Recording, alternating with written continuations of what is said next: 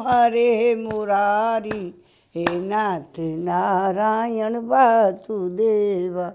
श्रीमन नारायण नारायण नारायण, भजमन नारायण नारायण नारायण। गोविंद मेरो है, गोपाल मेरो है, श्री बांके बिहारी नंद लाल मेरो है। बांके बिहारी जय हो तुम्हारी, जय हो तुम्हारी लाला जय हो तुम्हारी। गोविंद मेरो है, गोपाल मेरो है, श्री बांके बिहारी नंद लाल मेरो है। आज हम 10वां अध्याय पढ़ेंगे और इसमें प्रहलाद जी की राज्याभिषेक और त्रिपुर दहन की कथा है। 10 और 11वां अध्याय दोनों पढ़ेंगे। इसमें घी डाल दो। नारद जी कहते हैं, प्रहलाद जी ने बालक होने पर भी यही समझा कि वरदान मांगना प्रेम भक्ति का विघ्न है, इसलिए कुछ मुस्कुराते हुए वे भगवान से बोले। प्रहलाद जी ने कहा, हे प्रभु, मैं जन्म से ही विषय भोगों में आसक्त हूँ। अब मुझे इन वरों के द्वारा आप लुभाइए नहीं। मैं उन भोगों के संगम से डरकर उनके द्वारा होने वाले तीव्र वेदनाका और अनुभव कर उनसे छूटने की अभिलाषा से आपकी शरण में आया हूँ। हे भगवान, मुझ में भक्ति के लक्षण हैं या नहीं, यह जानने के लिए आपने अपने भक्त को वरदान मांगने की ओर प्रेरित किया है। ये विषय भोग हृदय की गांठ को और मजबूत करने वाले तथा बार बार जन्म मृत्यु के चक्कर में डालने वाले हैं। भक्त प्रहलाद भगवान की स्तुति की है। स्तुति के बाद भगवान प्रहलाद से प्रसन्न होकर कह रहे हैं, तुम वर मांगो। जब प्रहलाद उसका जवाब दे रहे हैं और कह रहे हैं कि ये विषय भोग हृदय की गांठ को और मजबूत करने वाले तथा बार बार जन्म मृत्यु के चक्कर में डालने वाले हैं। हे जगत गुरु, परीक्षा के सिवा ऐसा कहने का और कोई कारण नहीं दिखता, क्योंकि आप परम दयालु हैं। अपने भक्तों को भोगों में फंसाने वाला वर कैसे दे सकते हैं? आपसे जो सेवक अपनी कामनाएं पूर्ण करना चाहता है वह सेवक नहीं, वह तो लेन देन करने वाला बनिया है।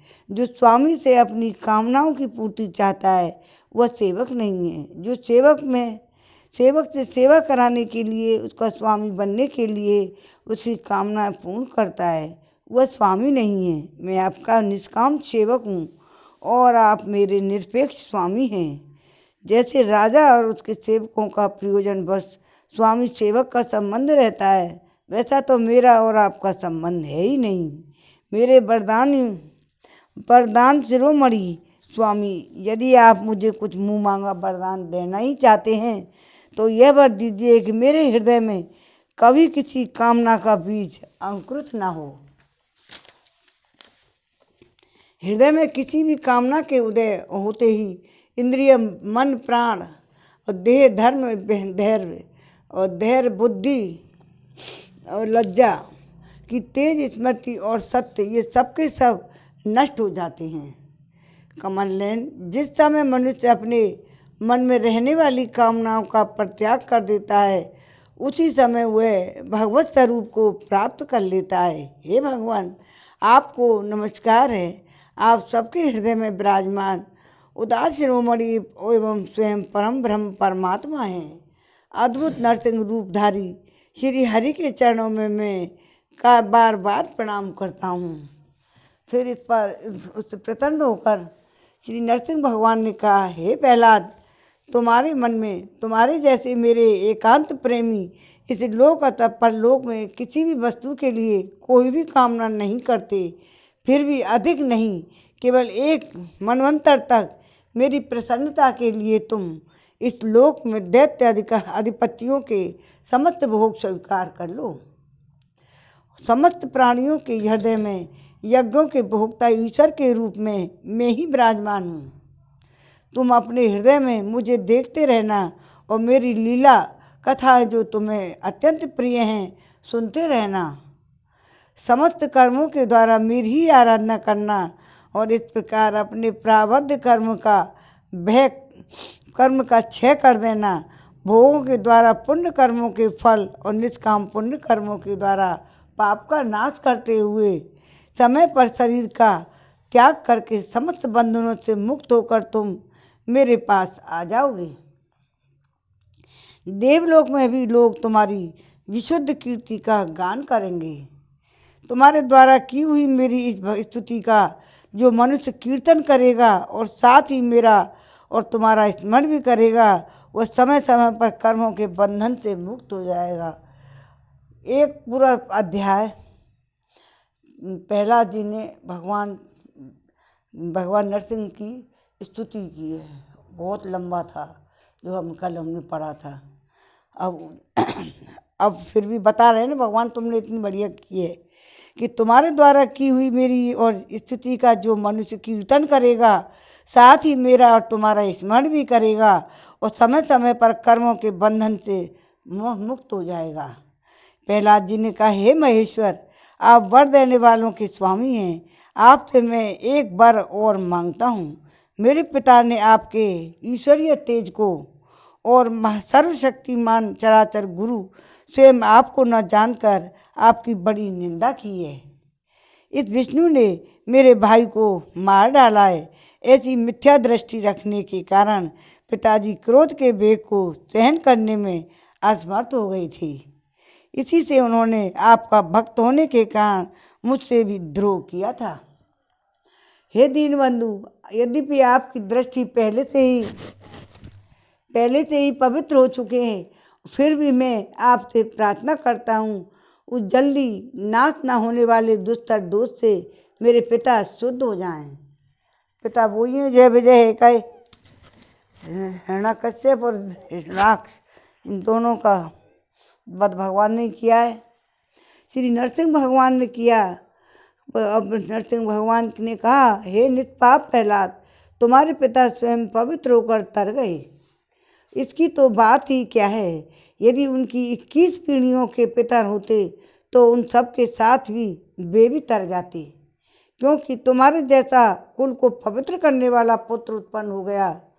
वह मेरे शांत समदर्शी और सुख से सदाचार पालन करने वाले प्रेमी भक्तजन जहाँ जहाँ निवास करते हैं, वे स्थान चाहे कीकट ही क्यों ना हो और पवित्र हो जाते हैं।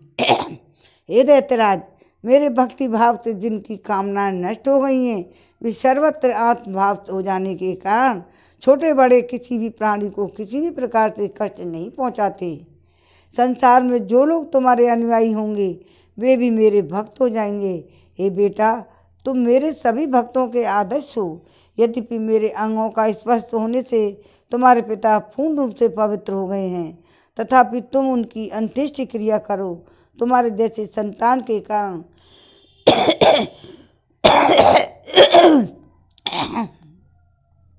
उन्हें उत्तम लोकों की प्राप्ति होगी। बस तुम अपने पिता के पद पर स्थित हो जाओ और वेदवादी मुनियों की आज्ञा के अनुसार मुझ में अपना मन लगाकर मेरी शरण में रहकर मेरी सेवा के लिए ही अपने सारे कार्य करो।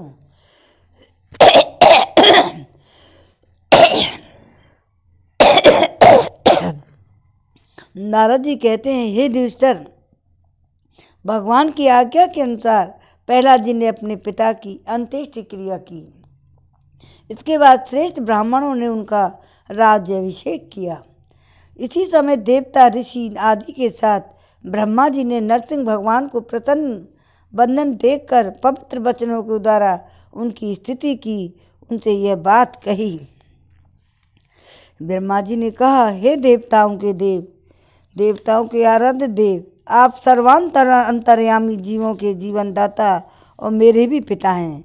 यह पापी दैत्य लोगों को बहुत ही सता रहा था। ये बड़े सौभाग्य की बात है, आपने इसे मार डाला। ब्रह्मा जी का तो भक्त हो। मैंने इसे वर दे दिया था कि मेरी सृष्टि का कोई भी प्राणी तुम्हारा बंध न कर सकेगा। इससे यह मतवाला हो गया था। तपस्या, योग और बल के कारण उच्छृंखल होकर इसने वेद विधियों का उच्छेद कर दिया कर दिया था। यह भी बड़े सौभाग्य की बात है कि इसके पुत्र परम भागवत शुद्ध हृदय नन्हे से शिशु प्रहलाद को आपने मृत्यु के मुख से छुड़ा दिया। और ये भी बड़े आनंद और मंगल की बात है कि वह अब आपकी शरण में है। हे भगवान, आपके इस नरसिंह रूप का ध्यान जो कोई एकाग्र मन से करेगा उसे यह सब प्रकार के भयों से बचा लेगा। यहाँ तक कि मारने की इच्छा से आई हुई मृत्यु भी उसका कुछ नहीं बिगाड़ सकेगी। श्री नरसिंह भगवान बोले, हे ब्रह्मा जी, आप दैत्यों को ऐसा वन ना दिया करो। वरदान दे देते ना, जो भगवान कह रहे हैं, आप दैत्यों को ऐसा वरदान नहीं दे। कितनी मुश्किल से मारा है। सुबह मरूँ, शाम मरूँ, मनुष्य में मरूँ, न जो है पशु में मरूँ, रात में मरूँ, दिन में मरूँ, घर में मिलूँ, न बाहर मरूँ। तो ऐसा वरदान कभी मत दिया करो। ब्रह्मा जी, आप दैत्यों को ऐसा वर नहीं दिया करें। जो स्वभाव से ही वे क्रूर हैं, उनको दिया हुआ वर तो वैसा ही है जैसा सांपों को दूध पिलाया जाता है। नारद जी कहते हैं, युधिष्ठिर, नरसिंह भगवान इतना कहकर ब्रह्मा जी के द्वारा की हुई पूजा को स्वीकार करके वहीं अंतर्धान हो गए, समस्त प्राणियों के लिए अदृश्य हो गए। इसके बाद प्रहलाद जी ने भगवत स्वरूप ब्रह्मा शंकर की तथा प्रजापति और देवताओं की पूजा करके उन्हें माथा टेक कर प्रणाम किया तथा शुक्राचार्य आदि मुनियों के साथ ब्रह्मा जी ने प्रहलाद जी को समस्त दानव और दैत्यों का अधिपति बना दिया। फिर ब्रह्मादि देवताओं ने प्रहलाद का अभिनंदन किया, उन्हें शुभ आशीर्वाद दिए। प्रहलाद जी ने भी यथा योग सबका सत्कार किया। वे लोग अपने अपने लोगों को चले गए। युधिष्ठिर, इस प्रकार भगवान के वे दोनों पार्षद जय और विजय तिथि के पुत्र दैत्य हो गए थे। वे भगवान से बैरभाव रखते थे। उनके हृदय में रहने वाले भगवान ने उनका उद्धार करने के लिए उन्हें मार डाला। ऋषियों के शाप के कारण उनकी मुक्ति नहीं हुई। वे फिर से कुंभकर्ण और रावण के रूप में फिर राक्षस हुए। उस समय भगवान श्री राम के पराक्रम से उनका अंत हुआ। युद्ध में भगवान राम के बाणों से उनका कलेजा फट गया। वहीं पड़े पड़े पूर्व जन्म की भांति भगवान का स्मरण करते करते उन्होंने अपने शरीर छोड़े थे। वे ही उस समय अब इस युग में शिशुपाल और दंत वक्त्र के रूप में पैदा हुए। भगवान के प्रति बैरभाव होने के कारण तुम्हारे सामने ही वे उनमें समा गए। युधिष्ठिर ने कुछ प्रश्न किया था उस समय कि ये शिशुपाल क्यों बन गया, शिशु भगवान में ये देखते देखते क्यों समा गए। इतना दुष्ट था और भगवान को गाली दे रहा था, फिर भी क्यों। तो ये आपस में वार्तालाप चल रहा था बहुत देर से, फिर ये कथा चली है। युधिष्ठिर, श्री कृष्ण शत्रुता रखने वाले सभी राजा अंत समय श्री कृष्ण के स्मरण से तंद्रुप होकर अपने पूर्वकृत पापों से सदा के लिए मुक्त हो गए। जैसे भृंगी के द्वारा पकड़ा हुआ कीड़ा वैसे ही उसका स्वरूप प्राप्त कर लेता है। जिस प्रकार भगवान के प्यारे भक्त अपनी भेदभाव रहित अनन्य भक्ति के द्वारा भगवत स्वरूप को प्राप्त कर लेते हैं, वैसे ही शिशुपाल आदि नरपति भी भगवान के पैरभाव जनित अनन्य चिंतन से भगवान के सारूप्य को प्राप्त हो गए। युधिष्ठिर, तुमने मुझसे पूछा था कि भगवान से द्वेष करने वाले शिशुपाल आदि को उनके सारूप्य की प्राप्ति कैसे होगी। उनका उत्तर मैंने तुम्हें दे दिया। ब्रह्मण्य देव परमात्मा श्री कृष्ण का यह परम पवित्र अवतार चरित्र है। इसमें हिरणाक्ष और हिरण्याकश्यप इन दोनों दैत्यों का वध वर्णन है। इस प्रसंग में भगवान के परम भक्त प्रहलाद का चरित्र भक्ति, ज्ञान, वैराग्य और संसार की सृष्टि स्थिति प्रलय के स्वामी श्री हरि के यथार्थ स्वरूप तथा उनके दिव्य गुणों एवं लीलाओं का वर्णन है। इस आख्यान में देवता और दैत्यों के पदों में कालक्रम से ही महान परिवर्तन होता है, उसका भी निरूपण किया गया है। 43 और 44 में जिसके द्वारा भगवान की प्राप्ति होती है उस भागवत धर्म का भी वर्णन है। आध्यात्म के संबंध में सभी जानने योग्य बातें हैं। भगवान के पराक्रम से पूर्ण इस पवित्र आख्यान को जो कोई पुरुष श्रद्धा से कीर्तन करता है और सुनता है, कर्म बंधन से मुक्त हो जाता है। श्रीमन नारायण नारायण नारायण, अरे भज मन नारायण नारायण नारायण। जो मनुष्य परमात्मा की ये नरसिंह लीला और सेनापतियों सहित हिरण्याकश्यप का वध और संत शिरोमणि प्रहलाद जी का पावन प्रभाव एकाग्र मन से पढ़ता और सुनता है, वह भगवान के अभय पद वैकुंठ को प्राप्त हो जाता है। ये युधिष्ठिर, इस मनुष्य लोक में तुम लोगों के भाग्य अत्यंत ही प्रशंसनीय हैं, क्योंकि तुम्हारे घर में साक्षात परमात्मा मनुष्य का रूप धारण करके गुप्त रूप से निवास करते हैं। इसी से सारे संसार को पवित्र कर देने वाले ऋषि मुनि बार बार उनका दर्शन करने के लिए चारों ओर से तुम्हारे पास आया करते हैं।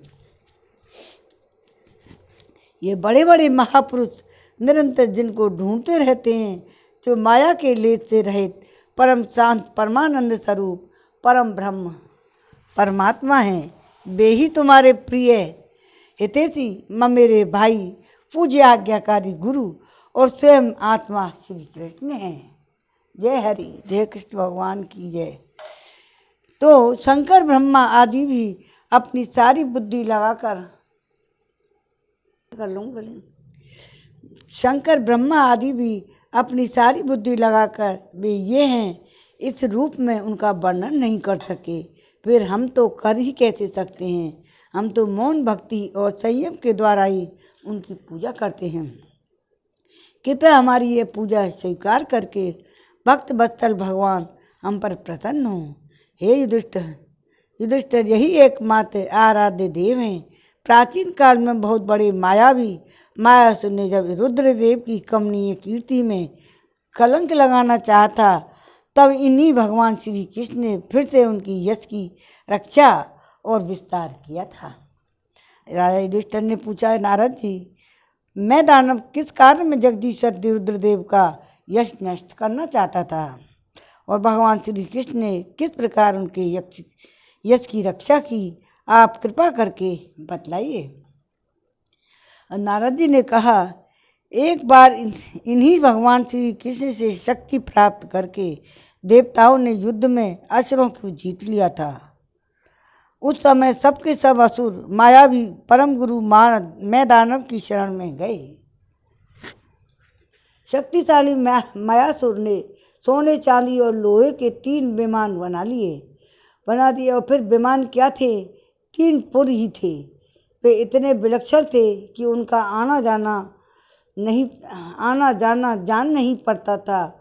उनमें अपरिमित सामग्रियां भरी हुई थीं। युधिष्ठिर, दैत्य सेनापतियों के मन में तीनों लोक और लोकपतियों के प्रति प्रेम तो था ही। अब उसको याद करके उन तीनों विमानों के द्वारा वे उनमें छिपे रहकर सबका नाश करने लगे। तब लोकपालों के साथ सारी प्रजा भगवान शंकर की शरण में गई। उनसे प्रार्थना की कि हे प्रभु, त्रिपुर में रहने वाले असुर हमारा नाश कर रहे हैं। इस आपके हैं अतः देवादिदेव आप हमारी रक्षा कीजिए। उनकी प्रार्थना सुनकर भगवान शंकर ने कृपापूर्ण शब्दों में कहा, अरे डरो मत। फिर उन्होंने अपने धनुष पर बाण चढ़ाकर तीनों पुरों पर छोड़ दिया।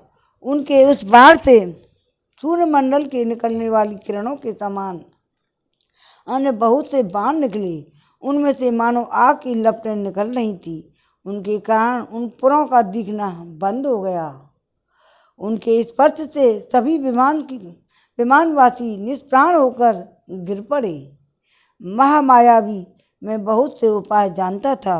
वह उन दैत्यों को उठा लाया और अपने बनाए हुए अमृत के कुएं में डाल दिया। उस शुद्ध अमृत रस का स्पर्श होते ही असुरों का शरीर अत्यंत तेजस्वी और वज्र के समान सुदृढ़ हो गया। वे बादलों को विदीर्ण करने वाली बिजली की सी आग की तरह फिर उठ खड़े हुए। इन्हीं भगवान श्री कृष्ण ने जब देखा कि महादेव जी तो अपना संकल्प पूरा न होने के कारण उदास हो गए हैं, तब उन असुरों पर विजय प्राप्त करने के लिए उन्होंने एक युक्ति की। वही भगवान श्री विष्णु उस समय गौवन बन गए और ब्रह्मा जी के बछड़ा बने। दोनों ही मध्याह्न के समय उन तीनों पुरों में गए और उस सिद्ध रस के कुएं का सारा अमृत पी गए। यद्यपि उसके रक्षक दैत्य एवं दोनों को देख रहे थे, फिर भी भगवान की माया से वे इतने मोहित हो गए कि इन्हें रोक ना सके। जब उपाय जानने वालों में श्रेष्ठ मायासुर को यह बात मालूम हुई, तब भगवान की इस लीला का स्मरण करके उसे कोई शोक न हुआ। शोक करने वाले अमृत रक्षकों से उसने कहा, भाई देवता, असुर, मनुष्य अथवा कोई भी प्राणी अपने पराये तथा दोनों के लिए भी प्रारब्ध का विधान है, उसे मिटा नहीं सकता। जो होना था वो हो गया, शोक करके क्या करना है। इसके बाद भगवान श्री कृष्ण ने अपनी शक्तियों के द्वारा भगवान शंकर के युद्ध की सामग्री तैयार की। उन्होंने धर्म से रथ, ज्ञान से सारथी और वैराग से ध्वजा और ऐश्वर्य से घोड़े, तपस्या से धनुष, विद्या से कवच, क्रिया से बाण और अपनी अन्य शक्तियों से अनन्य वस्तुओं का निर्माण किया। अब फिर से दोबारा बताते हैं कि उन्होंने धर्म से रथ, ज्ञान से सारथी, वैराग्य से ध्वजा और ऐश्वर्य से घोड़े और तपस्या से धनुष और विद्या से कवच, क्रिया से बाण और अपनी अनन्य शक्तियों के अचानक अनन्य सद्धज कर भगवान शंकर परम रथ पर सवार हुए एवं धनुष बाण धारण किया। भगवान शंकर ने अभिजीत मन मुहूर्त में धनुष पर बाण चढ़ाया, उन तीनों दुर्वेद विमानों को भस्म कर दिया। हे युधिष्ठिर, उसी समय स्वर्ग में धुंधुवियाँ बजने लगी, सैकड़ों विमानों की भीड़ लग गई। देवता, ऋषि, पितर और सिद्धेश्वर आनंद से जय जयकार करते हुए पुष्पों की वर्षा करने लगे। अप्सराएं नाचने और गाने लगीं। युधिष्ठिर, इस प्रकार तीनों पुरों को जलाकर भगवान शंकर ने पुरारी की पदवी प्राप्त की और ब्रह्मादिकों को स्तुति कर सुनते हुए अपने धाम को चले गए। आप स्वरूप जगत गुरु भगवान श्री कृष्ण इस प्रकार अपनी माया से जो मनुष्यों की लीलाएं करते हैं, विदेशी लोग उन्हीं अनेकों लोक पावन लीलाओं का गान किया करते हैं। बताओ, अब मैं तुम्हें और क्या सुनाऊं। हरे कृष्ण गो हरे मुरारी, हे नाथ नारायण वासुदेवा, भजमन नारायण नारायण नारायण, श्रीमन नारायण नारायण नारायण। अब ये कृष्ण की लीलाएं अगले भाग में शुरू होंगी। अभी तो आपको थोड़ा सा ही बताया है। और ये 10वां अध्याय का विराम है। 11वें अध्याय 11वां अध्याय मानव धर्म, वर्ण धर्म और स्त्री धर्म का निरूपण में क्या बताएंगे। मानव धर्म, वर्ण धर्म और स्त्री धर्म का निरूपण। जब श्री सुखदेव जी कहते हैं, भगवान में प्रहलाद जी के साधु समाज में सम्मानित पवित्र चरित्र सुनकर संत शिरोमणि युधिष्ठिर को बड़ा आनंद हुआ। उन्होंने नारद जी से यह और पूछा। युधिष्ठिर ने कहा, भगवान, अब मैं वर्ण और आश्रमों के सदाचार के साथ मनुष्यों के सनातन धर्म का श्रवण करना चाहता हूँ, क्योंकि धर्म से ही मनुष्य को ज्ञान और भगवत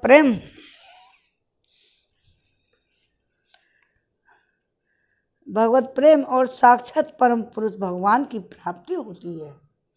आप स्वयं प्रजापति ब्रह्मा जी के पुत्र हैं। नारद जी से वार्तालाप हो रहा है युधिष्ठिर जी का।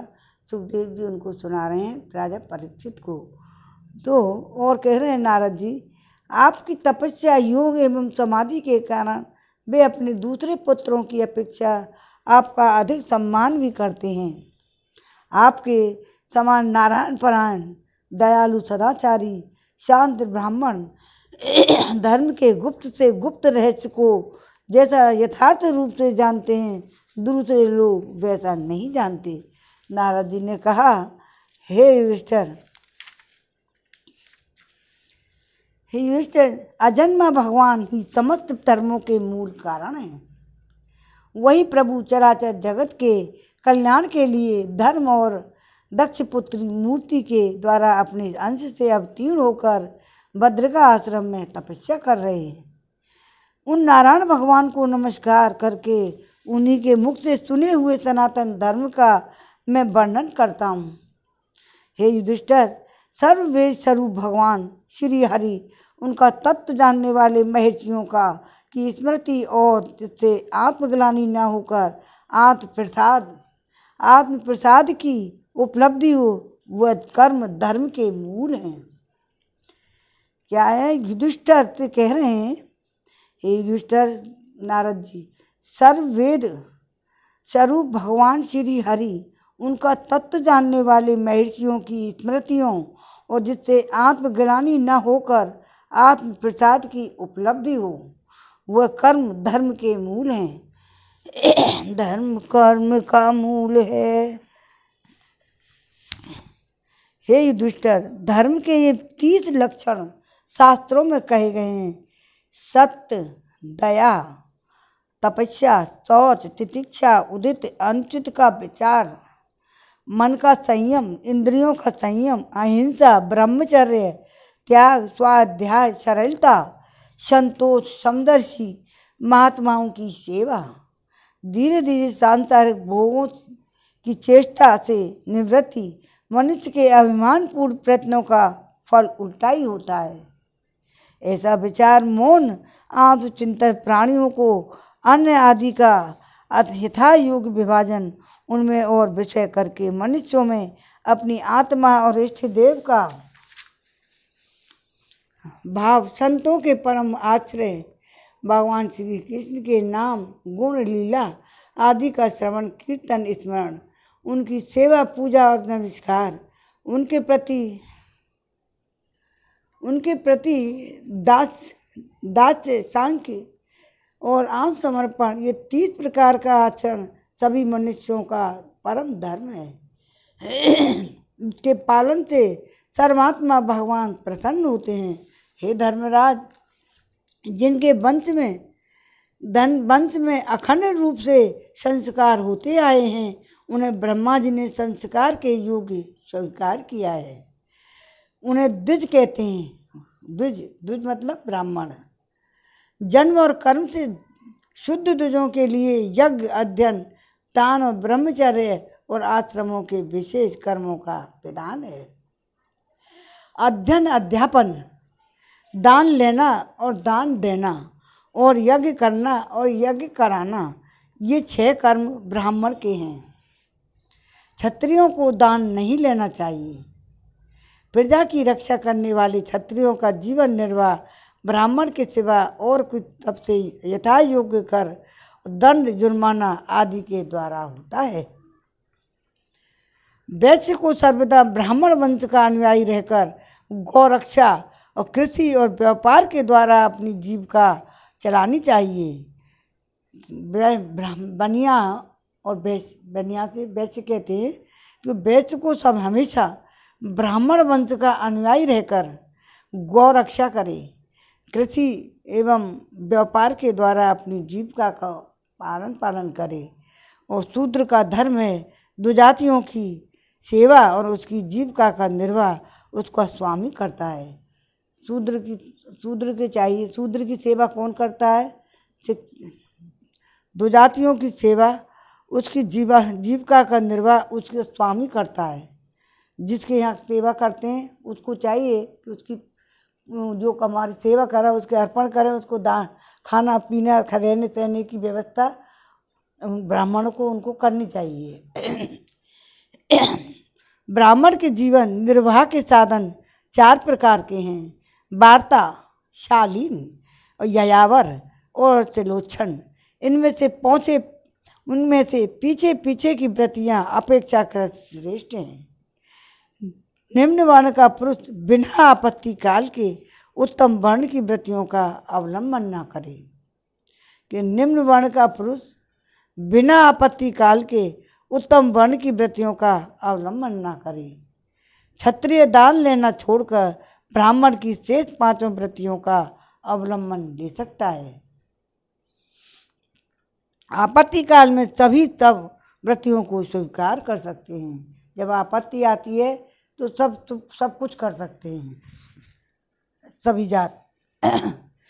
शालीना याव वर्जिम श्लोच्छम, मतलब यज्ञ अध्ययन आदि कराकर धन लेना, बिना मांगे जो कुछ मिल जाए उसी में निर्वाह करना, नित्य प्रति धान्यादि मांग लाना, किसान के खेत काट कर अन्न घर को ले जाने पर पृथ्वी पर जो कण पड़े रह जाते हैं उन्हें शिल तथा बाजार में पड़े हुए अन्न को दानों को उच्छ कहते हैं। इन शिल और उच्छों को बीन कर अपना निर्वाह करना इसे सुलोचन व्रति कहते हैं।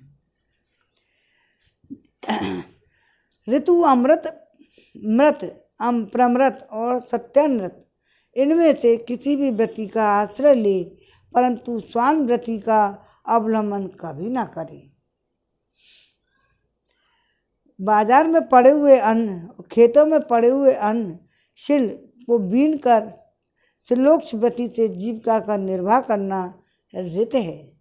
और बिना मांगे जो कुछ मिल जाए उसे अव्याचित शालीन व्रति के द्वारा जीवन निर्वाह करना अमृत है।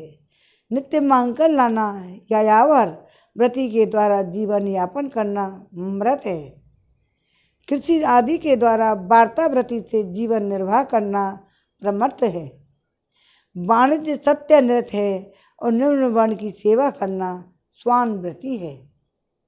ब्राह्मण और क्षत्रिय को इस अंतिम निंदित व्रति का कभी आश्रय नहीं लेना चाहिए, क्योंकि ब्राह्मण सर्व वेद में और क्षत्रिय राजा सर्वदेव में है। सम, दम, तप, शौच, संतोष, क्षमा, सरलता, ज्ञान, दया, भगवत परायण और सत्य ये ब्राह्मण के लक्षण हैं। क्या ब्राह्मण में क्या क्या होना चाहिए?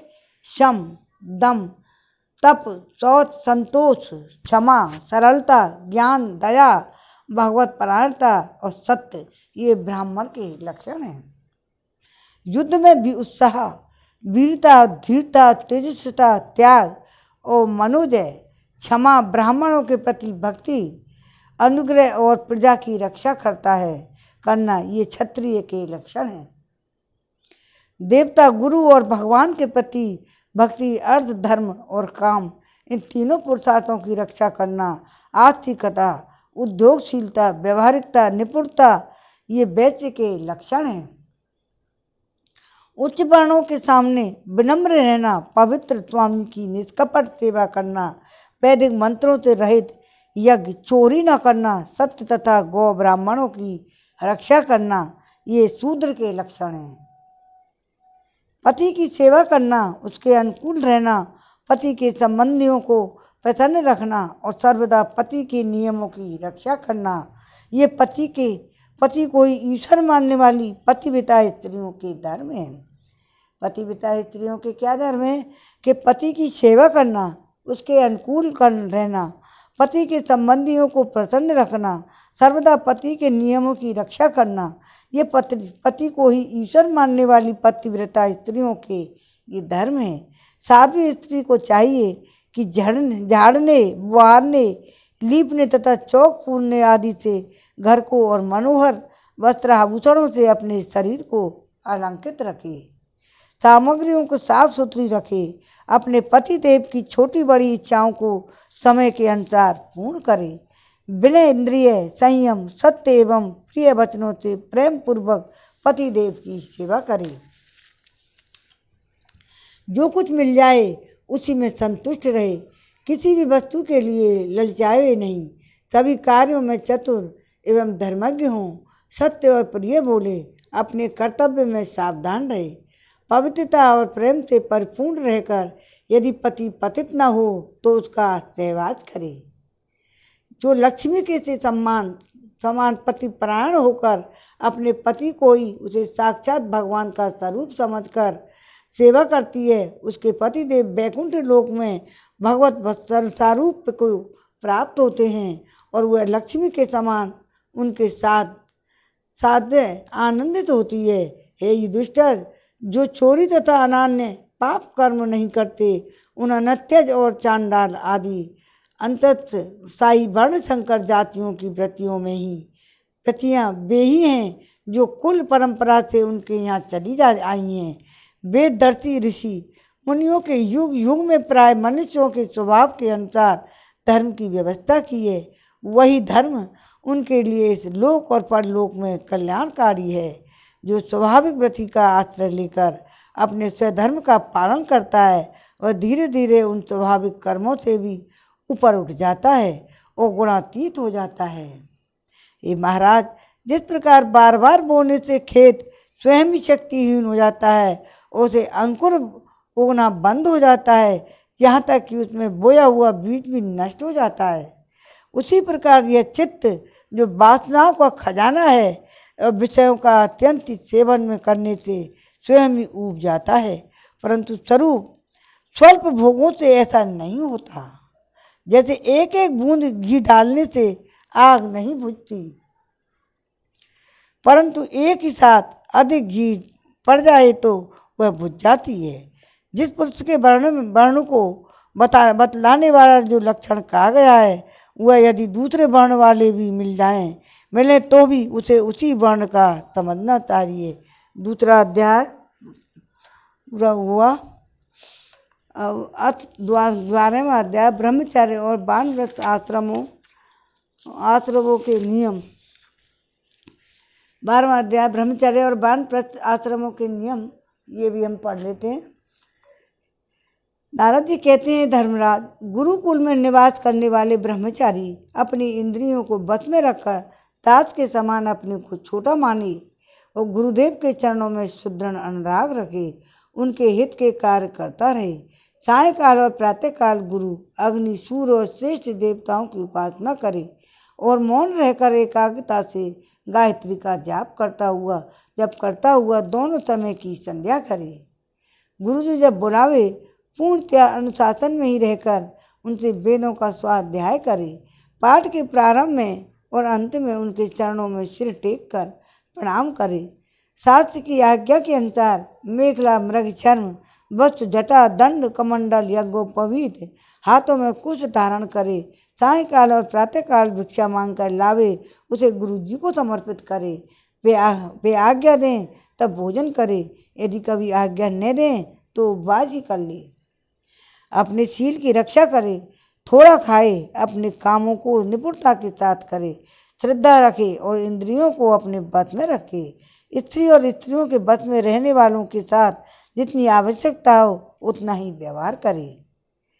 जो ग्रस्त नहीं है और ब्रह्मचार्य व्रत लिए हुए हैं, उसे गृहस्थियों को चर्चा से ही अलग रहना चाहिए। इंद्रियां बड़ी बलवान है, वे प्रयत्नपूर्वक साधन करने वालों को मन को भी क्षुब्ध कर लेते खींच लेती हैं। युवक ब्रह्मचारी युवती गुरु पत्नियों से बाल सुलझवाना, शरीर मलवाना, स्नान करवाना, उबटन लगवाना आदि कार्य ना करे। जो ब्रह्मचारी हैं, स्त्रियां आग के समान हैं, पुरुष घी के घड़े के समान हैं। एकांत में तो अपनी कन्या के साथ भी न रहना चाहिए। जब एकांत में ना हो तब भी आवश्यकता के अनुसार ही उसके पास रहना चाहिए। जब तक यह जीव आत्मसुरक्षा, आत्मरक्षा, आत्म साक्षात्कार के द्वारा देह और इंद्रियों को प्रतीति मात्र निश्चय करके स्वतंत्र नहीं हो जाता, तब तक मैं पुरुष हूँ, यह स्त्री है। यह द्वैत नहीं मिटता, तब तक यह भी निश्चल है। निश्चित है, ऐसे पुरुष यदि स्त्री के संसर्ग में रहेंगे तो उनमें भोग वृद्धि हो जाएगी। ये सब शील रक्षादि गुण गृहस्थ के लिए, सन्यासी के लिए भी विहित हैं। गृहस्थ के लिए गुरुकुल में रहकर गुरु की सेवा शुश्रूषा वैकल्पिक है, क्योंकि ऋतुगमन के कारण उसे वहाँ से अलग भी होना पड़ता है। जो ब्रह्मचर्य का व्रत धारण करे उन्हें चाहिए कि वे सुरमा या तेल न लगावें, उपटन न मलें, स्त्रियों के चित्र न बनावें, मांस और मद्य से कोई संबंध न रखें, फूलों के हार, इत्र, फुलेल, चंदन और आभूषणों का त्याग कर लें। जो ब्रह्मचर्य का व्रत धारण करें उन्हें चाहिए तो हाँ ये हो लिया। इस प्रकार गुरुकुल में निवास करके दो जाति को अपनी शक्ति और आवश्यकता के अनुसार वेद, उनके अंग, शिक्षा, कल्प और उपनिषदों का अध्ययन तथा ज्ञान प्राप्त करना चाहिए। यदि फिर सामर्थ्य हो तो गुरु को मुँह मांगी दक्षिणा भी देनी चाहिए। इसके बाद उनकी आज्ञा से गृहस्थी व वानप्रस्थ तथा संन्यास आश्रम में प्रवेश करे। आजीवन ब्रह्मचर्य का पालन करते हुए उसी आश्रम में रहे। यद्यपि भगवान स्वरूपतः सर्वत्र एक रस स्थित हैं, अतएव उनका कहीं प्रवेश करना या निकलना नहीं हो सकता, फिर भी अग्नि, गुरु, आत्मा और समस्त प्राणियों में अपने आश्रित जीवों के साथ वे विशेष रूप से विराजमान हैं, इसलिए उन पर सदा दृष्टि जमी रहनी चाहिए। इस प्रकार आचरण करने वाला ब्रह्मचारी, वानप्रस्थ, सन्यासी अथवा गृहस्थ विज्ञान संपन्न होकर परम ब्रह्म तत्व का अनुभव कर लेता है। अब मैं उन ऋषियों के मतानुसार वानप्रस्थ आश्रम के नियम बतलाता हूँ। इनका आचरण करने से वानप्रस्थ आश्रमों को अनायासी ऋषियों के लोक महलोक की प्राप्ति हो जाती है। और वानप्रस्थ आश्रमों की जीती हुई भूमि में उत्पन्न होने वाले चावल, गेहूँ, अन्न नहीं खाने चाहिए। बिना जीतोते पैदा हुआ अन्न भी यदि असमय में पका हो तो उसे भी नहीं खाना चाहिए। आग से पका हुआ या कच्चा अन्न भी नहीं खाए। केवल सूर्य के ताप से पके कंद, मूल, फल आदि का ही सेवन करे। जंगलों में अपने आप पैदा हुए धान्यों से नित्य नैमित्तिक चरु और पुरुषार्थ का हवन करे। जब नए नए अन्न, फल, फूल आदि मिलने लगें तब पहले के इकट्ठे हुए अन्न का परित्याग करना करे। अग्निहोत्र के अग्नि की रक्षा के लिए ही घर, पर्णकुटी अथवा पहाड़ की गुफा का आश्रय ले। स्वयं शीत, वायु, अग्नि, वर्षा और दाम का सहन करे। सिर पर जटा धारण करे। केश, रोम, नख एवं दाढ़ी मूछ न कटवाए। मैल को भी शरीर से अलग न करे। कमंडल, मृग चर्म, दंड, बलकल, वस्त्र और अग्निहोत्र की सामग्रियों को अपने पास रखे। ब्रह्मचर्य के भी नियम। विचारवान पुरुष को चाहिए कि 12, 8, 4, 2 या 1 वर्ष तक वानप्रस्थ आश्रम के नियमों का पालन करे। ध्यान रहे कि कहीं अधिक तपस्या का कलेश सहन करने से बुद्धि न बिगड़ जाए। ज़्यादा तप करना भी तो वानप्रस्थीय पुरुष जब रोग अथवा बुढ़ापे के कारण अपने कर्म को पूरा न कर सके तो वेदांत विचार करने की भी सामर्थ्य न रहे, तब उसे अनशन आदि व्रत करना चाहिए। अनशन के पूर्व ही वह अपने आह्वानीय आदि अग्नियों को अपनी आत्मा में लीन कर ले। मैंपन और मेरेपन का त्याग करके शरीर को उसके कारणभूत तत्वों में यथा योग्य भलीभांति लीन करे। जितेंद्रिय पुरुष अपने शरीर की छिद्राकाशों को आकाश में, प्राणों को वायु में, गर्मी को अग्नि में, रक्त, कफ, पीव आदि जलीय तत्वों को जल में और हड्डी आदि ठोस वस्तुओं को पृथ्वी में ही लीन कर दे। इस प्रकार वाणी और उसके कर्म भाषण को उसके अधिष्ठाता देवता अग्नि में, हाथ और उसके द्वारा होने वाली कला कौशल इंद्र में, और चरण और उसकी गति को काल स्वरूप विष्णु में, रति और उपस्थित को प्रजापति में, पायु और मल उत्सर्ग उनके आवश्यकता के अनुसार मृत्यु में ही लीन कर दे। स्रोत और उसके द्वारा जो सुने जाने वाले शब्दों को, दिशाओं, स्पर्श और त्वचा को वायु में, नेत्र सहित रूप को ज्योति में और मधुर आदि रस के सहित रसेंद्रियों को जल में, और युधिष्ठिर घ्राणेन्द्रियाँ एवं उसके द्वारा सूंघे जाने वाले गंध को पृथ्वी में लीन कर दे। मनोरथों के साथ मन को चंद्रमा में, समझ में आने वाले पदार्थों के सहित बुद्धि का ब्रह्मा में अहंता तथा ममता रूप क्रिया करने वाले अहंकार को उसके कर्मों के साथ रुद्र में लीन कर दे। इसी प्रकार चेतना सहित चित्त को क्षेत्रज्ञ जीव में और गुणों के कारण विकारी से प्रतीत होने वाले जीव को परम ब्रह्म में लीन कर दे। साथ ही पृथ्वी का जल में, जल कर अग्नि में और अग्नि का वायु में, वायु का आकाश में, आकाश का अहंकार में, अहंकार का महतत्व में, महतत्व का अव्यक्त में और अव्यक्त का अविनाशी परमात्मा में लीन कर दे। इस प्रकार अविनाशी परमात्मा के रूप में अविष्ट जो सिद्धत्व है वह आत्मा है, वह मैं हूँ, यह जानकर अद्वितीय भाव में स्थित हो जाए। जैसे अपने आश्रय काष्ठा के भस्म हो जाने पर अग्नि शांत होकर अपने स्वरूप में स्थित हो जाता है, वैसे ही वह भी उपरत हो जाए और भगवान में लीन कर दे।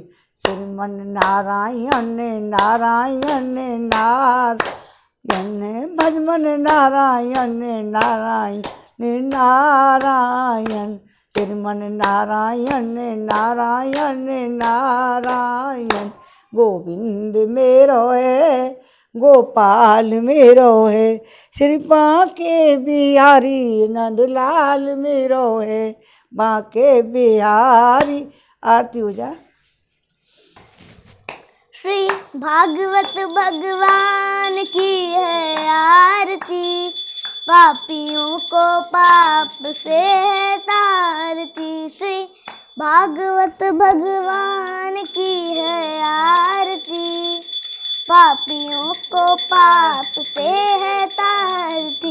ये अमर ग्रंथ, ये मुख्य पंथ, ये पंचम वेद निराला, नव ज्योति जगाने वाला, हरि गाने यही वरदान यही, जग की मंगल की आरती। पापियों को पाप से है तारती, श्री भागवत भगवान की है आरती, पापियों को पाप से है तारती। ये शांति गीत पावन पुनीत सा, कोप मिटाने वाला, हरि दरस दिखाने वाला, है सुख करनी है दुख हरनी, है मधुसूदन की आरती। पापियों को पाप से है तारती, श्री भागवत भगवान की है आरती, पापियों को पाप से है तारती। ये मधुर बोल जग फंद खोल, मार्ग दिखाने वाला, बिगड़ी को बनाने वाला, श्री राम यही घनश्याम यही, प्रभु की महिमा की आरती। पापियों को पाप से है तारती, श्री भागवत भगवान की है आरती, पापियों को पाप से है तारती। ओम नमो भगवते वासुदेवाय नमः। जय जय श्री राधे। आज के आनंद की जय। जय जय श्री राधे। भागवत पुराण की जय।